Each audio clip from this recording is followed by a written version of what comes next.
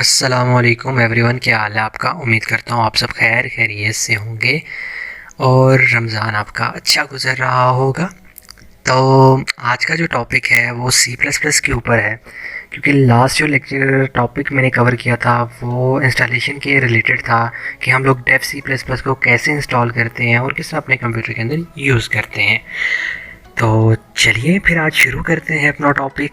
तो आज के जो अंदर टॉपिक के अंदर हम लोग कवर करेंगे, वीडियो के अंदर जो टॉपिक है हमारा कवर करेंगे जिसको वो है सिंटैक्स। सिंटैक्स जो होता है लिखने का तरीका, आउटपुट क्या है, कमेंट क्या होते हैं, वेरिएबल्स क्या होते हैं, यूज़र से इनपुट कैसे लिया जाता है, डेटा टाइप कैसे हैं और ऑपरेटर्स क्या क्या हैं, इनको कैसे यूज़ किया जाता है। ठीक है जी।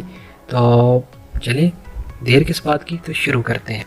तो मैं काम करता हूँ, कंट्रोल एन करके एक न्यू टैब ओपन कर लेता हूँ और यहाँ पर सबसे पहले हैश टैग इंक्लूड कर लेता हूँ। शिफ्ट और 3 के बटन को दबाकर आपने हैश टैग इंक्लूड कर लेना है। ठीक है, NINCL इंक्लूड और 2 एंगल ब्रैकेट डालनी है और IO स्ट्रीम इसके अंदर लिख लेना है। ठीक है, अभी ये सारी चीज़ें मैं आपको एक्सप्लेन करूँगा, इसका सिंटैक्स जो है वो सारा एक्सप्लेन करूँगा आपको। ठीक है, टेंशन ना लेगा, घबराए मत। यूजिंग, ठीक है, using name space std standard और यहाँ पर इंट और मेन का एक फंक्शन है, उसके बाद ब्रेसेस लगाकर ये हमारा फंक्शन लिखा गया। ठीक है, और ये हमारा सिंटैक्स है सारा सी प्लस प्लस का। और ठीक है, तो मैं सिंटैक्स बताने से पहले आपको एक और चीज़ बताना चाहता हूँ। ये पिक्चर दिखाना चाहता हूँ जो इसके अंदर हैश है। इस सिंबल को हैश कहते हैं, शॉर्ट भी कहते हैं। ठीक है, इंक्लूड क्या है जी, प्री प्रोसेसर डायरेक्टरीज है। ठीक है, और जिसको हम लोग यूज़ करते हैं। और IO स्ट्रीम क्या है, सिस्टम फाइल है, जो स्पेशल फाइल है जो हम लोग उसको वो कर रहे होते हैं, कॉल कर रहे होते हैं। Name space std, name space std की कहानी ये है कि अगर हम लोग यूजिंग नेम स्पेस std ना लिखें, इसको मैं क्या कर लेता हूँ, कमेंट कर लेता हूँ। ठीक है, कंट्रोल Z, यस। तो मैं इसके जाके यहाँ पे 2 कमेंट कर लेता हूँ। ठीक है, कमेंट कर लिया तो यहाँ पर मैं जाके लिख लेता हूँ सी आउट में लिख लेता हूँ string close hello world, hello my world. ठीक है, वर्ल्ड लिख लेते हैं और सेमीकोलन लगा के क्लोज कर लेते हैं और रिटर्न रिटर्न 0 कर लेते हैं, क्योंकि हमारा फंक्शन जो है वो इंटीजर है, इस वजह से हम लोग रिटर्न 0 कर रहे हैं। F11 क्लिक करके सबसे पहले हम लोग प्रोग्राम को सेव कर लेते हैं। सेव कर लेते हैं, मैं कोई भी नाम से सेव कर लेता हूँ, सेव कर लेता हूँ। ठीक है, अब ये सेव हो गया। अब देखें यहाँ पर अगर मैं इस कमेंट को हटा दूँ, अब मैं इसको रन करता हूँ तो देखें ये आपके सामने हेलो वर्ल्ड इसने प्रिंट कर दिया। अगर मैं यहाँ पर कमेंट दोबारा लगा लेता हूँ और दोबारा इसको रन करता हूँ, यही प्रोग्राम है, तो यहाँ पर देखें एरर दे रहा है। अब यहाँ पर एरर क्या दे रहा है, std और 2 कॉलन लगा दूँ मैं इसके पीछे। अब रन कर लूँ तो वही प्रोग्राम रन दोबारा करके मुझे दे रहा है। देखिए मैं सारी झंझट से छूटना चाह रहा हूँ, क्योंकि मैं स्क्रीन के ऊपर काफ़ी चीज़ें प्रिंट करवाऊँगा। तो ये देखिए काफ़ी चीज़ें जब मैं प्रिंट करवाऊँगा तो इसका मतलब ये है कि मुझे फिर हर किसी के पीछे std लिखना पड़ेगा। इससे अच्छा नहीं है कि मैं एक मरतबा इस स्टैंडर्ड लाइब्रेरी को कॉल कर लूँ, तो इस झंझट से बच जाऊँ मैं। क्या कहते हैं आप? ठीक है, तो समझ आ गई। तो ये था हमारे पास कुछ से रिलेटेड। तो मेन के अंदर जो है हमारा फंक्शन है मेन, और ब्रेसेस के अंदर हम लोग को जो कोड होता है वो लिखते हैं। सी आउट हम लोग प्रिंट करवाते हैं जो स्क्रीन के ऊपर, और ये जो एंगल ब्रैकेट्स होती हैं ये डायरेक्शन बता रही होती हैं डेटा किस तरफ जा रहा है। ठीक है, ये आ रहा है, ये जा रहा है। अब ये तो मैं F11 करके इसको रन कर लेता हूँ। अब ये जो था हमारा स्टैटिक प्रोग्राम, ये जो ब्लैक कलर की स्क्रीन है इसको कंसोल कहते हैं। ठीक है, जब हम लोग कंसोल के ऊपर काम करते हैं तो कुछ चीज़ें ले लेते हैं इससे, तो कुछ हम लोग वो हमें कुछ देता है, हम उसे लेते हैं चीज़ें, मतलब आउटपुट देता है और हम उसे इनपुट देते हैं तो वो हमें फिर आउटपुट रिजल्ट जनरेट करके देता है। तो उस जो प्रोग्राम की 2 तरह की टाइप्स होती हैं ना, एक होता है स्टैटिक, एक होता है डायनेमिक। जो डायनेमिक प्रोग्राम होता है वो डायनेमिक प्रोग्राम हम कंसोल के ऊपर करते हैं। हम लोग यूज़र से इनपुट वो ले रहा होता है और फिर वो आगे प्रोसेस करके उसका रिजल्ट जनरेट करता है, तो उसे कहते हैं डायनेमिक प्रोग्राम। अभी फ़िलहाल हम लोग स्टैटिक प्रोग्राम पे हैं। अच्छा, अभी आ जाता है शेप का टॉपिक। आप शेप भी बना सकते हो। मैं लेट करो यहाँ पर हम लोग एक शेप बना लेते हैं। ठीक है, ये मैं एक यहाँ इसको मैं उठाता हूँ, कॉपी कर लेता हूँ, Ctrl+C कर लेता हूँ और नीचे करके नीचे ले जाता हूँ, यहाँ पे पेस्ट कर लेता हूँ और यहाँ पर मैं एक सी आउट लिख लेता हूँ और यहाँ पर ये लगा लेता हूँ और यहाँ पर एक ये लगा लेता हूँ और इसको स्पेस दबा के यहाँ पे एक ये लगा देता हूँ। ठीक है, या स्पेस लगा देते हैं इसके बीच में, हाँ सॉरी, इसको थोड़ा सा, हाँ बस ठीक है यहाँ पर। और सी आउट मैं रेक्टेंगल ड्रॉ कर रहा हूँ आपके सामने यूजिंग सी आउट प्रोग्राम। ठीक है, तो घबराना नहीं है आपने भी, ना हमने घबराएंगे ना आप घबराएं। ठीक है, तो रिलैक्स होकर आप भी सीखिएगा। तो इंशाल्लाह उम्मीद करता हूँ मेरी तरफ से तो कोई कमी नहीं रहेगी इस चीज़ में सिखाने में। अगर कोई कमी रहेगी तो बता दीजिएगा, हम वो भी क्लियर करने की कोशिश करेंगे अपनी तरफ से। तो यहाँ पर ये, और जो भी लाइन ख़त्म होगी उसके बाद आपने सेमी कॉलन ज़रूर लगाना है। ठीक है, बस ये समझो कि आपका वाजिब है। अगर आपने सेमी कॉलन नहीं लगाया तो समझो आपने कुछ भी नहीं ज़िंदगी में किया। ठीक है, तो यहाँ से मैं इसको ये कर लेते हैं। अब मैं F11 करके रन कर लेता हूँ। तो अब देखें आपके सामने ये स्क्रीन इस तरह क्यों जनरेट हुई है। अब यहाँ पर एक और चीज़ आती है, यहाँ पर एक चीज़ बताना चाह रहा हूँ आपको। इसने कोड तो प्रोसीड किया लाइन बाय लाइन। ठीक है, अब यहाँ पर एक और छोटा सा अगर हम लोग काम कर लें, वो काम क्या है? वो काम ये है कि एंड एल का यूज़ कर लें। ठीक है, यहाँ पर हर किसी के अगर जो स्ट्रिंग है, स्ट्रिंग के बाद हम लोग एंड एल यूज़ कर लें तो हमारे पास जो ये लाइन का इशू था वो क्लियर हो जाएगा, क्योंकि ये सारे सेपरेट लाइन के ऊपर प्रिंट हो रहा है काम। तो वो सारा एक जगह उसने प्रिंट कर दिया, तो वो हमारी शेप में थोड़ी सी गड़बड़ी आ गई। ठीक है, अब एंड एल लगा लो आप। एंड एल का मतलब होता है कि ये लाइन ख़त्म हो गई है, इधर से आगे लाइन नहीं है। ठीक है, अब मैं F11 करके प्रिंट करता हूँ। देखें आपके सामने ये प्रिंट हो गया। ठीक है, तो समझ आई। तो ये था हमारा शेप का टॉपिक। ठीक है, तो हम लोगों ने शेप बनाना सीख लिया यूजिंग सी आउट कमांड। ठीक है, आप कोई भी शेप ड्रॉ कर सकते हो, ट्राइंगल ड्रॉ कर सकते हो, रेक्टेंगल कर सकते हो, स्क्वायर कर सकते हो, डिफरेंट टाइप की कर सकते हो, हार्ट कर सकते हो। मैंने एक जगह हार्ट भी किया हुआ था, मैं देखा, अगर मैंने सेव किया हुआ तो बताता हूँ आपको। हाँ ये देखें, ये मैंने एक जगह हार्ट पे भी किया हुआ है, ये मैंने ड्रॉ किया हार्ट। तो कोई भी आप शेप ड्रॉ कर सकते हो यूजिंग सी आउट कमांड। ठीक है, अब हम चलते हैं अपना जो नेक्स्ट टॉपिक है हमारा। नेक्स्ट टॉपिक हमारा ये है, आपको मैंने बताना है कमेंट। ठीक है, आउटपुट में आपको बता चुका हूँ, जो स्क्रीन उधर दिखा दी थी कंसोल की, वो हमारा आउटपुट था। अब कमेंट होता है, कमेंट किस लिए यूज़ होता है और क्यों यूज़ किया था और किस तरह करते हैं यूज़। कमेंट का मतलब होता है कि हम इस चीज़ को इग्नोर कर देगा, कंपाइल नहीं करेगा, इस चीज़ को एरर नहीं जनरेट करेगा। ये जो लाइन हम लोग लिख रहे होते हैं, ये हम लोग अपनी सिग्निफिकेंस के लिए लिख रहे होते हैं। कल अगर हम लोग 8-9 मंथ बाद हम लोग जाके अपना ये प्रोग्राम देखें तो हम लोग को पता चल जाए कि भैया जी हमने किया क्या है इसके अंदर। ये ना हो कि हम लोग शुरू से प्रोग्राम को वही खपाई करें। मतलब देखें, मुझे एक प्रोग्राम आज मिल गया, ठीक है, मैंने कर लिया जॉब डन, उसका काम का मैंने कर दिया सर को, और जो ऑर्डर मुझे मिला था मैंने डन कर दिया। अब मुझे 8-9 मंथ के बाद मुझे दोबारा वही जॉब मिलता है, ऑर्डर मिलता है। तो अब मैं वही अपना प्रोग्राम पीछे खोलता हूँ। अब उसके अंदर मैंने इतनी कम्प्लेक्सिटी की हुई है, उसके अंदर कमेंट यूज़ नहीं किया हुआ, तो मुझे कैसे पता चलेगा इसके आगे क्या प्रोसेस होगा, क्या प्रोसेस नहीं होगा। तो ये इशू है। तो इस वजह से हम लोग कमेंट का यूज़ करते हैं अपने दिमाग में मेमोरी के लिए। देखिए, इंसान कुछ भी भूल सकता है ना, मतलब 1 मंथ याद रखेगा, 2 मंथ याद रखेगा, 3 मंथ से ज़्यादा याद रखेगा। मतलब ये तो नहीं 8-9 मंथ के बाद भी वो चीज़ दोबारा ऐसी की ऐसी रहेगी जैसी अभी मेरे दिमाग में। तो कमेंट का मतलब ये है कि हम लोग वो चीज़ याद दहानी के लिए। अब मैं यहाँ पर डबल बार लगा लेता हूँ अगर मैंने एक लाइन कमेंट करनी है। अब मैं करता हूँ this is Hamza Ijaz, let करो, this is Hamza Ijaz Ijaz, oh sorry, oops, Ijaz. ठीक है, अब मैं यहाँ पर सी आउट की कमांड यूज़ कर लेता हूँ और सी आउट के अंदर कमांड के अंदर लिख लेता हूँ हमजा इजाज और सेमी कॉलन लगा लेता हूँ। ठीक है, और F11 दबा लेता हूँ। ठीक है, अब ये लिखा गया। अब देखिए, ये जो लाइन है इसने कोई एरर जनरेट नहीं किया। ठीक है, यहाँ पर आप नीचे देख सकते हैं कंपाइलेशन के अंदर 0 एरर और 0 वार्निंग है। तो ये तो था हमारा सिंगल लाइन कमेंट। कमेंट कैसे करते हैं और किस तरह, किस लिए इसका पर्पज़ है, क्या यूज़ है इसका। तो उम्मीद करता हूँ ये तो चीज़ समझ आ गई होगी।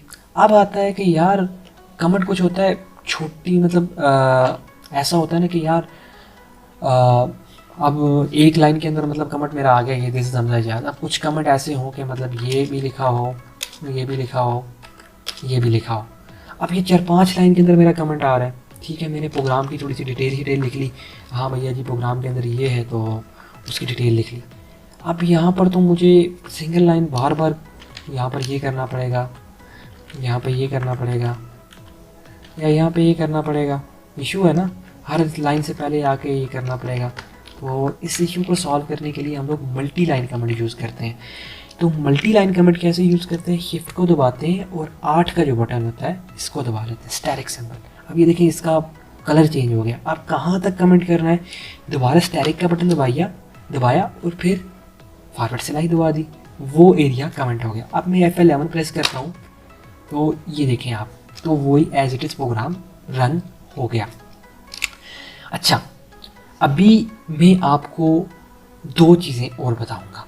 एक होता है एंडल, नेक्स्ट लाइन पे जाने के लिए, एक होता है बैकस्लैश, वो कैसे यूज़ करते हैं। अब मैं ये काम करता हूँ, अब मैं लिख लेता हूँ, इसी को मैं कॉपी कर लेता हूँ, Ctrl+C कर लेता हूँ और Ctrl+V कर लेता हूँ, Ctrl+V एंड Ctrl+V।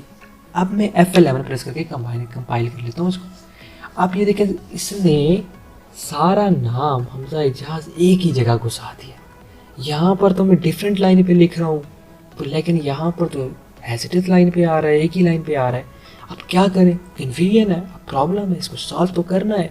तो अब हम लोग क्या करें, 2 लेस देन की ब्रैकेट डालें और यहाँ पर लिख लें एंड एल, ठीक है।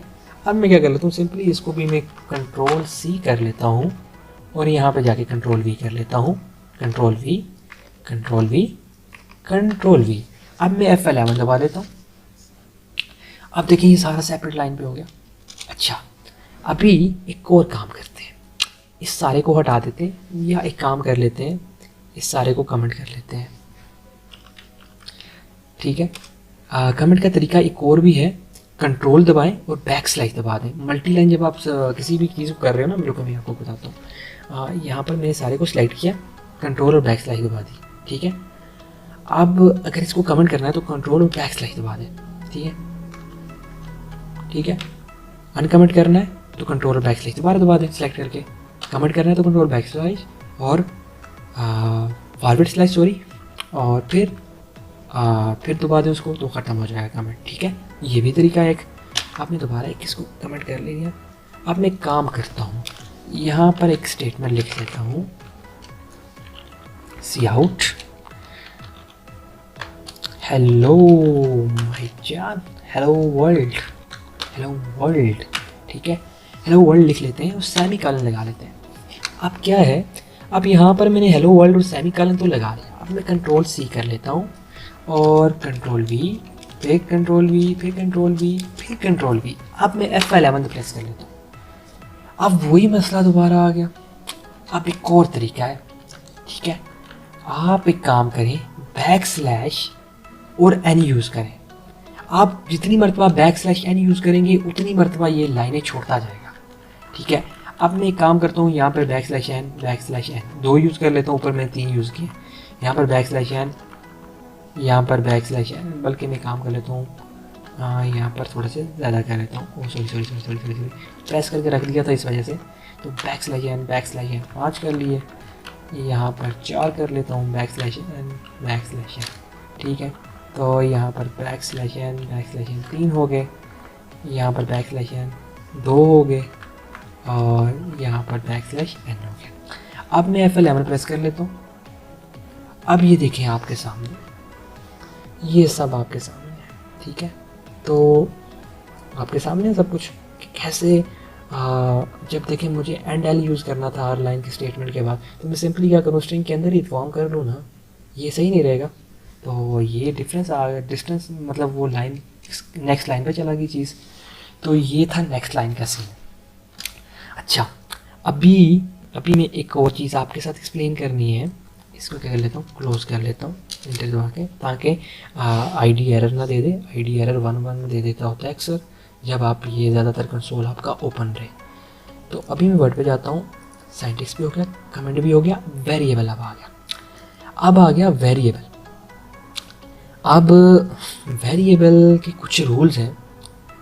मैं यहाँ पर मल्टी लाइन कमेंट यूज़ करूँगा पहले, मल्टी लाइन कमेंट यूज़ करके, और ठीक है मल्टी लाइन कमेंट यूज़ कर देता हूँ। इसके अंदर मैं एक काम करता हूँ, सबसे पहले मैं आपको एक्सप्लेन एक चीज़ करता हूँ।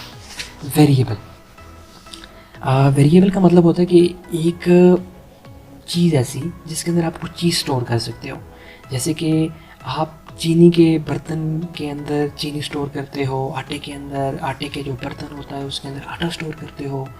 इसी तरह आपके पास आप कुछ चीज़ नाम रख लेते हो, वो मेमोरी के अंदर उस चीज़ को उस नाम के अंदर वो चीज़ स्टोर कर लेता है।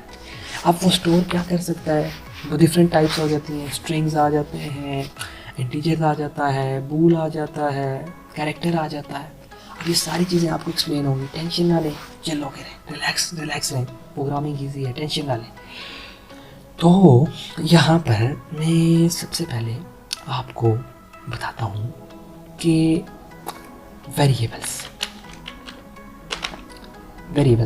वेरिएबल्स के कुछ रूल हैं जो आपने दिमाग में याद रखने हैं। वेरिएबल कभी भी नंबर से स्टार्ट नहीं होगा, ठीक है, 1 हमज़ा ये नहीं होगा, ठीक है। एक और चीज़ दूसरी ये कि यार वेरिएबल इससे स्टार्ट हो सकता है, अंडरस्कोर से स्टार्ट हो सकता है। अब मैं लिख लेता हूँ हमज़ा, फिर अंडरस्कोर लगा लेता हूँ, ये या लेट करो मैं एक दो चीज़ों को कंबाइन करना चाह रहा हूँ। एक है फर्स्ट नेम FIRST फर्स्ट, और अंडरस्कोर लगा लिया और नेम लगा लिया। अब ये एक जेन्युइन किस्म का हमारे पास वेरिएबल बन गया। अगर मैं इसका स्पेस लगा लूँ तो ये हमारा वेरिएबल नहीं बनेगा, ठीक है।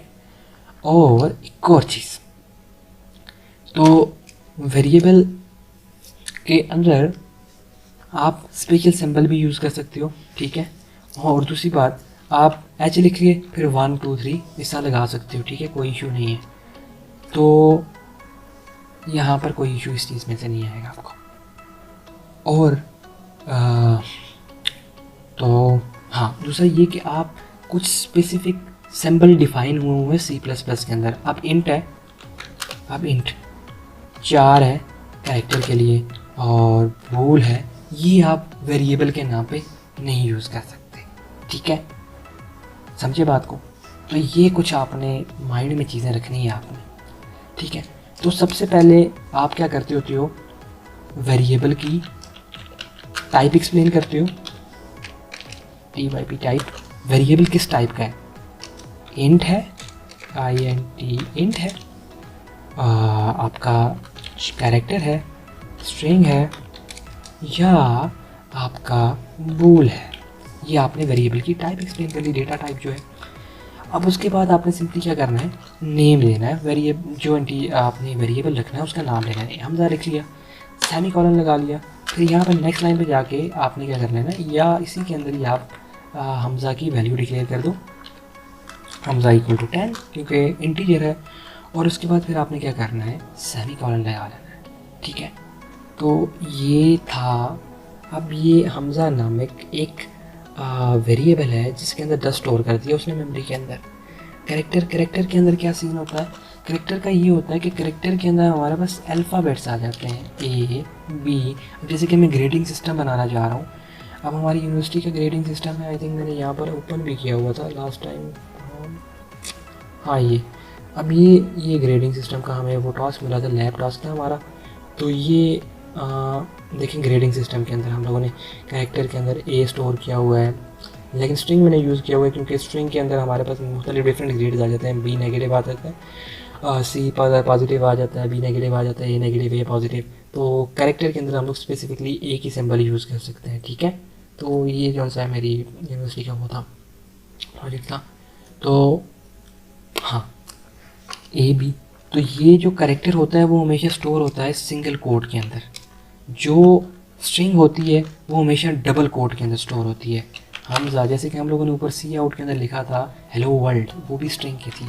और बूल के अंदर से दो वैल्यूज होती हैं, 1 या 0, मतलब ट्रू या फॉल्स, ठीक है। अच्छा, अब ये चीज़ें तो हो गई सारी बात। अब मैं क्या करता हूँ, आपको मैंने वेरिएबल्स के बारे में बता दिया, वेरिएबल्स के आपसे आपने क्या करना है, डेटा टाइप भी बता दिया आपको, ठीक है। उसके बाद मेरे पास आ जाता है यूज़र से इनपुट लेने वाला सिस्टम। अब मैं एक डायनेमिक प्रोग्राम बनाऊंगा जिसके अंदर मैं वेरिएबल भी लूँगा और इसके अंदर मैं आउटपुट भी लूँगा। अच्छा, अब मैं क्या करता हूँ, एक काम करता हूँ, टाइप करता हूँ इंट एक नाम का वेरिएबल है, इंट डेटा टाइप है, उसके अंदर वेरिएबल हमजा नाम का है, और यहाँ पर सेमीकोलन लगा लेता हूँ और यहाँ पे हमजा को डिफाइन कर लेता हूँ, हमजा इक्वल टू 10 है, और फिर सेमीकोलन लगा लेता हूँ। अच्छा, अब मैं क्या करता हूँ, अच्छा तो सी आउट कर लेता हूँ, कुछ मैं कहता हूँ, या यहाँ पर मैं कहता हूँ मार्क्स कर लेता हूँ, जो अच्छा रहेगा मार्क्स, क्योंकि ये मेरे लिए से वो तो सही रहेगा, लेकिन आप जब देखोगे तो आपको क्या समझ आएगी कि आपने कहा कि ये कौन हमजा नामक बंदा है। तो सी आउट ले लेता हूँ, यहाँ पे स्ट्रिंग के अंदर एक वैल्यू स्टोर कर एक स्ट्रिंग स्टोर कर लेते हैं जिसके अंदर लिख लेते हैं इंटर योर मार्क्स, ठीक है, इंटर योर मार्क्स है। अब मैं आपको बताना जो चाह रहा हूँ वो है इनपुट लेने का। तो इनपुट लेने का तरीका ये है कि सी इन लिखेंगे और 2 ग्रेटर देन की वैल्यू डालेंगे। डायरेक्शन देखिए, मैंने आपको पहले भी बताया था डायरेक्शन के बारे में बात होती रहती है। एंगल्स जो होते हैं less than greater than symbol जो है, ये हमारे एंगल्स बता रहे हैं, डायरेक्शन बता रहे हैं कि डेटा कहाँ से आ रहा है, इनपुट देगा डेटा, ठीक है। तो यहाँ पर मैं मार्क्स लिख लेता हूँ और सेमीकोलन लगा लेता हूँ, ठीक है। और अच्छा, आप F11 कर लेता हूँ, इसको रन कर लेते हैं, कंपाइल करके देखें। अब वहाँ पर कंसोल के अंदर ये एक चीज़ ब्लिंक कर रही है, कह रही है कुछ पुट करो यार। मैं कुछ भी पुट कर लेता हूँ लेकिन आगे प्रोसीड नहीं होगा, क्योंकि मैंने सिर्फ इनपुट लेने के लिए प्रोग्राम बनाया था, ठीक है। अब यहाँ पर मैं एक काम कर लेता हूँ, नेम कर लेता हूँ, नेम नेम नेम नेम। अच्छा, अब मैं कहता हूँ इंटर योर नेम है, नेम है, और यहाँ पर मैं दोबारा नेम नेम, अब F11 दबा लेता हूँ। अब वहाँ पर वो मांग रहा है अपना नाम पुट करो, ठीक है। वो स्टोर कहीं भी नहीं कर रहा, सिर्फ हम लोगों ने सिर्फ इनपुट लिया है। तो इनपुट का तरीका ये है कि आपने क्या करना है, सी इन लिखना है और आपने लेस ग्रेटर देन के 2 सिंपल एंगल ब्रैकेट डालनी है, मतलब ग्रेटर देन के सिंबल डालने। उसके बाद जो से जिस आपने इंटीजर इनपुट लेना है, आपने स्ट्रिंग लेना है, आपने क्या लेना है, अपनी नेम तो हमारा स्ट्रिंग होगा, इंटीजर तो नहीं होगा, string स्ट्रिंग होगा, ठीक है। अब F11 कर लेते हैं तो हमारे पास स्ट्रिंग आ जाएगा सेफ हमजा, तो ये ठीक है। तो ये था इनपुट का चक्कर। यहाँ पर मैंने देखें एक वेरिएबल भी लिखा, ठीक है, और वेरिएबल को हम लोगों ने यहाँ पर असाइनमेंट ऑपरेटर यूज़ किया। असाइनमेंट ऑपरेटर यूज़ करने के बाद हम लोगों ने 10 लिख दिया, उसकी वैल्यू लिख ली जो हम लोगों ने स्टोर करना था। उसके बाद मैंने सी आउट कर लिया, मुझे क्या चीज़ मांगनी है, मैं यूज़र से क्या चीज़ मांग रहा हूँ, हाँ भाई ये तेरा नाम मांग रहा हूँ, तो नाम लिख अपना। ये तेरी एज मांग रहा हूँ, तो अपनी एज लिख। तो एज के अंदर क्या आएगा, यहाँ पर इंट आएगा, ठीक है, इंटीजर है। अब यहाँ पर मैं ग्रेड किसी से मांग रहा हूँ, भैया जी अपने ग्रेड लिखो। अब जैसे मैं अपना ये आपको ये प्रोग्राम दिखाता हूँ, हाँ ये अब मैंने देखो यहाँ पर लिखा है string Hamza cout backslash और enter your grade here A to F and CNN Hamza. तो यहाँ पर देखें ये हमजा इनपुट ले रहा है, क्या चीज़ ले रहा है, ग्रेड ले रहा है, और स्ट्रिंग है, स्ट्रिंग के अंदर हमारे पास ये पॉजिटिव भी आएगा नेगेटिव भी आएगा, ठीक है, इस वजह से। अच्छा, तो यहाँ पर ये है। अब तो मैंने आपको इनपुट लेने का तरीका बता दिया, इनपुट कैसे लेते हैं, ठीक है। तो मैं एक काम कर लेता हूँ, डेटा टाइप्स मैंने आपको पहले ही एक्सप्लेन कर लिए हैं, कैरेक्टर बूल वगैरह। तो अच्छा, अब आ जाते हैं ऑपरेटर्स। तो ऑपरेटर्स के बारे में बात करते हैं। ऑपरेटर्स यार, मैं यहाँ पर दोबारा एक काम कर लेता हूँ, इसको दोबारा कमेंट कर लेता हूँ, इसको कमेंट कर लेता हूँ। हाँ, यहाँ पे मैं एक काम कर लेता हूँ, यहाँ पे एक सीन कर लेते हैं, ऐसा जनरेट कर लेते हैं। इसके अंदर हम लोग आपको अर्थमेटिक ऑपरेटर बताएंगे, मैटिक ऑपरेटर्स, ठीक है।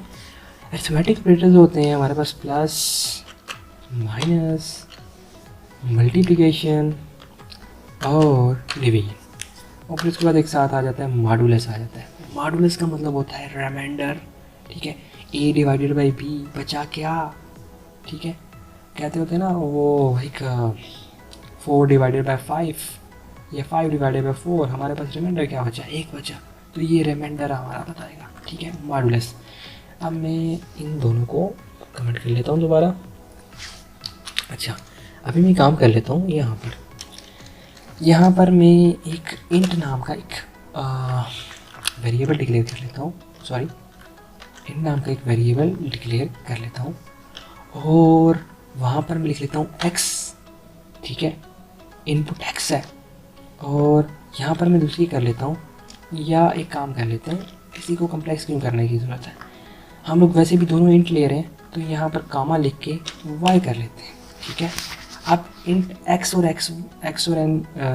y जो है वो तो यूज़र से हम कर लेगा, तो मैं एक काम कर लेता हूँ, छोड़ो इसको, इंट x आ गया, और यहाँ पर मैं कर लेता हूँ इंट x मैंने लिख लिया सी आउट, क्योंकि डायनामिक प्रोग्राम बना रहे थे। अगर स्टैटिक बनाते हैं तो स्टैटिक तो बड़ा इजी था, डायनामिक बना लेते हैं, थोड़ा सा कम्प्लेक्सिटी की तरफ आपको लेके जा रहा हूँ, एडवांस लेवल की तरफ। तो यहाँ पर आप क्या करेंगे, एंटर योर फर्स्ट वेरिएबल, ठीक है, अपना फर्स्ट वेरिएबल यहाँ पे इंसर्ट करो। अब यहाँ पर सी इनके यूज़ करो, सी इन, और यहाँ पर एक्स लिख लो और सेमीकोलन लगा लो। अब यही इसी को मैं कोड को कॉपी कर लेता हूँ, कंट्रोल सी कर लेता हूँ और कंट्रोल भी कर लेता हूँ। अब यहाँ पर मैं काम कर लेता हूँ एक y नामक वेरिएबल ले लेते हैं, और इंटर योर सेकेंड वेरिएबल। अब हम लोग इसको रन कर लेते हैं, अब देखते हैं हमारा क्या हम लोगों ने किया है। F11 लगाते हैं, सी इन, और हाँ, ये हम लोगों ने यहाँ पर सेमी कॉलन नहीं लगाया। मैंने आपको बताया था कि आप लोग जब भी एंड करोगे तो आपने क्या करना है, कोई भी एंड करनी है चीज़ तो उसके बाद सेमी कॉलन ज़रूर लगाना है। अब F11 दबा लेते हैं, तो अब हमारे पास क्या है कि इंटर योर फर्स्ट वेरिएबल, मैं कुछ भी कर लेता हूँ, 4 कर लेता हूँ, अब 5 कर लेता हूँ, ठीक है। अब इसने क्या किया, ये कर लिया। अब मैं काम कर लेता हूँ, यहाँ पर एक इंट नाम का एक z वेरिएबल एक्सप्लेन कर लेता हूँ, और जिसकी मैं इक्वल करके z की वैल्यू डाल देता हूँ x प्लस y, और सेमीकोलन दबा लेता हूँ, और फिर मैं यहाँ पर सी आउट लिख लेता हूँ, और अब मैं ऑपरेशन जो है वो यूज़ कर रहा हूँ प्लस वाला, ठीक है। तो इस वजह से तो मैं यहाँ पर z कर लेता हूँ और सेमीकोलन दबा देता हूँ, F11 कर लेता हूँ। अब मैं कर लेता हूँ 5 कर लेता हूँ, एक और 4 कर लेता हूँ, 5 प्लस 4, ये देखें आप, इसने आउटपुट दे दिया 9। अब यहाँ पर मैं your result is, I think मैं यहाँ पर एक कीज़ लिखना भूल गया हूँ, यहाँ पर स्ट्रिंग लिख लेते हैं योर रिजल्ट इज़ है। अब F11 दबा लेता हूँ, सॉरी एक मिनट, 4 10 12 कर लेते हैं, 43 कर लेते हैं, वो 55 करके उसने मुझे दे दिया, लेकिन यहाँ पर थोड़ा सा डिस्टेंस होना चाहिए वर्ड्स के दरमियान, तो इस वजह से कर लेते हैं। अब F11 दबा लेते हैं। अब मैं कर लेता हूँ 25 कर लेता हूँ, एक 35 कर लेता हूँ, एक 23 कर लेता हूँ, तो उसने मुझे एडिशन करके दे दिया। अब इसी तरह अब मैं सैम्पल को बस जस्ट चेंजिंग करूँगा, यहाँ पर मल्टीप्लिकेशन कर लूँगा, F11 दबा लेता हूँ। अब मैं कर लेता हूँ 4 5 से 20, ठीक है, उसने ये कर दिया। अब मैं कर लेता हूँ माइनस कर लेता हूँ, F11 कर लेता हूँ, और 5 और 4 1 करके उसने दे दिया मुझे। अब मैं कर लेता हूँ डिवीजन कर लेता हूँ, F11 कर लेता हूँ और यहाँ पर मैं 5 कर लेता हूँ और फिर यहाँ पे 4 कर लेता हूँ, तो 1 इसने मुझे दे दिया रिजल्ट में। तो अब मैं क्या कर लेता हूँ, हाँ मॉडुलस ले लेता हूँ। तो 5 ले लेते हैं डिवाइडेड बाय 5 और यहाँ पर 4 ले लेते हैं, तो मॉडुलस उसने हम लोगों को 1 दे दिया। तो ये तो था हमारा अर्थमेटिक ऑपरेटर, ठीक है। इसी तरह हमारे पास कुछ आ जाते हैं, इस सारे को पहले कमेंट कर लेता हूँ, जो चीज़ मैं यूज़ कर लेता हूँ उसको कमेंट कर लेता हूँ, ठीक है। ये याद है ना, कंट्रोल और बैक्स फॉरवर्ड स्लाइड दबाएंगे तो आपका कमेंट हो जाएगी वैल्यू, ये चीज़ याद रखना है आपने। अच्छा, अभी मैं आ जाता हूँ, अपना जो नेक्स्ट टॉपिक हमारा है वो क्या है, हमारा नेक्स्ट टॉपिक वो अर्थमेटिक कंपैरिजन ऑपरेटर, ठीक है, असाइनमेंट ऑपरेटर। सबसे पहले मैं आपको असाइनमेंट ऑपरेटर करवा लेता हूँ, उसके बाद मैं कंपैरिजन और एंड और नॉट पे दिखाऊंगा आपको, ठीक है। देखें, असाइनमेंट ऑपरेटर का मतलब होता है कि हम लोग किसी चीज़ को असाइन कर लेते हैं। देखिए, मैंने z को असाइन किया कि x divided modulus of 4y कर लो, ये असाइनमेंट ऑपरेटर है। इक्वल जो है वो असाइनमेंट ऑपरेटर है, और डबल जब इक्वल करेंगे तो उसका मतलब ये होगा कि ये चीज़ इक्वल है, ठीक है। प्रोग्रामिंग के अंदर ये है कि डबल इक्वल जो है वो इक्वल के लिए यूज़ होता है, सिंगल इक्वल जो है वो यूज़ होता है असाइनमेंट ऑपरेटर के लिए, ठीक है। तो असाइनमेंट ऑपरेटर आपका इक्वल है। अच्छा, अब मैं आपको एक और चीज़ एक्सप्लेन करना चाह रहा हूँ, तो दिल थाम के बैठिएगा, एक्सप्लेन चीज़ करने जा रहे हैं आपको। तो चीज़ ये है कि हमारे पास आ जाते हैं कंपैरिजन ऑपरेटर। कंपैरिजन ऑपरेटर ये बहुत यूज़ होंगे आगे, हाँ कंपैरिजन ऑपरेटर्स, हाँ। तो कंपैरिजन ऑपरेटर के अंदर हमारे पास आ जाते हैं less than, equal, equal, greater than, equal और not equal, not less, less than, greater than, equal, ये सिंबल हमारे पास आ जाती हैं, ठीक है। तो अच्छा, अब मैं आपके सामने हमारी जितनी भी स्टेटमेंट्स होती हैं, इफ स्टेटमेंट हो, एल्स स्टेटमेंट हो, लूप हो, वाइल लूप, फॉर लूप, इस सारों के अंदर हमारे पास ये सिंबल ज़रूर यूज़ होते हैं, कंपैरिजन ऑपरेटर, ठीक है। अब हमारे पास एक इफ़ स्टेटमेंट होती है, वो आगे जाके आप पढ़ेंगे। यहाँ पर उसकी कंडीशन लिख लेते होते हैं, कंडीशन लिख लेते हैं और ब्रेसेस में वो कर लेते हैं, इफ़ ए, ओके एक मिनट, मैं काम कर लेता हूँ, इस सारे को अनकमेंट कर लेता हूँ, कंट्रोल अनकमेंट कर लेता हूँ, और यहाँ पर मैं क्या कर लेता हूँ, condition x is greater than y, then आपने क्या करना है, सी आउट, यहाँ पर सी आउट लिख लें, सी आउट, और सी आउट के अंदर आपने लिखना क्या है, सी आउट के अंदर आपने लिख लेना है x is greater then, x is greater than y, ये लिख लिया आपने, ठीक है। और यहाँ पर एक और चीज़ आप लिखना, आपने लिखना है, और यहाँ पर अगर एल्स, एल्स के अंदर आपने क्या लिखना है, एल्स के अंदर आपने ब्रैकेट लगानी है और आपने लिखना है सी आउट, और सी आउट के अंदर लिखना है अगर x is greater than y है, तो अगर है तो ठीक है, गुड है, वो लिखेगा। अगर x is less than y है तो फिर वो क्या लिखेगा, x is less than y, semicolon लगा लो और F11 लगा लो। ये इसको मैं कमेंट करना भूल गया।